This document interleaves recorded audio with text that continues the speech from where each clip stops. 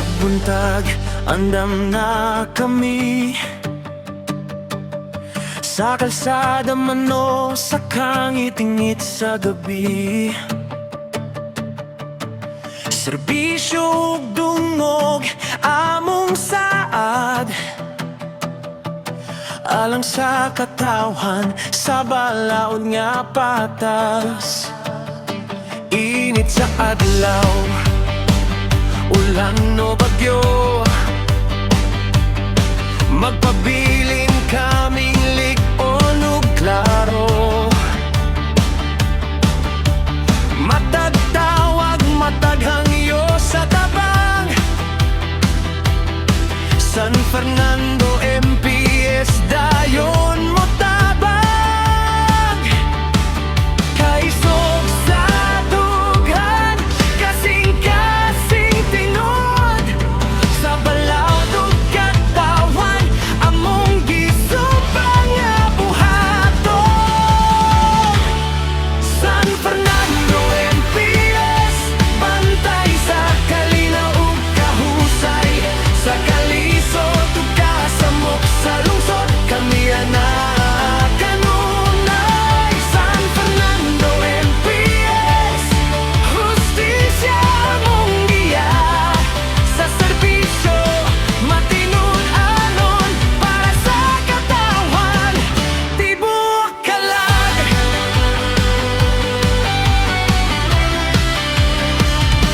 Sa matagsok, pagsalig among tukoron, pakig-uban sa komunidad among palikonon. Dili lang uniforme among gisulob, kundi paglaom sa katawhan among gihatag yun. Kabatanonan, ginikanan, tanang kauban, sa luwas nga kaugmaon magpinabanggay tanan. Disiplina ug kaluoy among sandigan, sa kalinaw sa lungsod kami ang magbantay kanunay. San Fernando MPS, bantay sa kalinaw ug kahusay, sa kalisod ug kasamok sa lungsod kami ana kanunay. San Fernando MPS, hustisya among giya, sa serbisyo matinud-anon para sa katahan tibuok kalag. Dili perpekto, apan may katuyoan,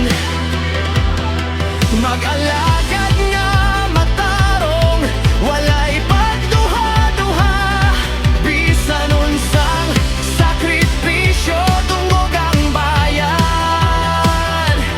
Parang sa San Fernando kami magbarog nga lig-on gyud. San Fernando MPS, usa ka kusog, usa ka tingog, kalinaw ang among misyon, katawhan una sa tanang desisyon.